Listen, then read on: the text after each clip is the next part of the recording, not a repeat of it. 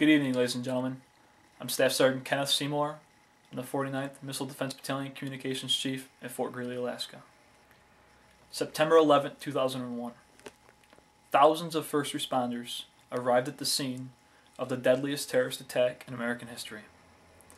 They arrived there with the tools and equipment that was needed for them to be successful. However, their communications failed them. It was unorganized and poorly planned. Project 25. P25 was developed to maintain public safety standards for digital equipment systems that will assist in the life-saving and the damage control activities of first responders at the scene of a natural disaster. It is supported by DoD, Department of Homeland Security, and numerous other government and civilian agencies. The ALMAR, the Alaska Land Mobile Radio, is Project 25 compliant.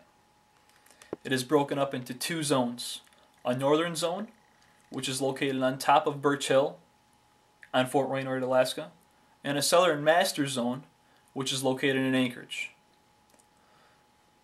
There's roughly 86 sites scattered throughout the state that support these two zones.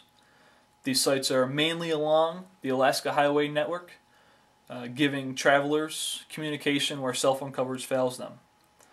I have a good friend who was traveling towards Anchorage. He hit a moose where there was no cell phone coverage. He broke out his ALMAR radio and was able to notify help. The great thing about the Alaska Land Mobile Radio is that if there was a disaster to happen right now, you're going to have numerous agencies show up. Fire, police, federal, DoD, everyone's going to be there. The ALMAR network allows all those first responders,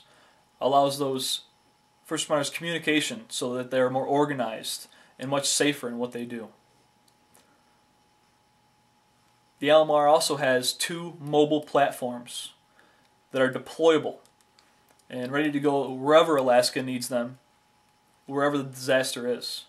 These mobile platforms will set up on scene, and they will allow their communications to get piped into the network. So even if they're in the middle of nowhere, through satellite communications, they can get piped in and talk all the way to Anchorage, or all the way as far south as you can go.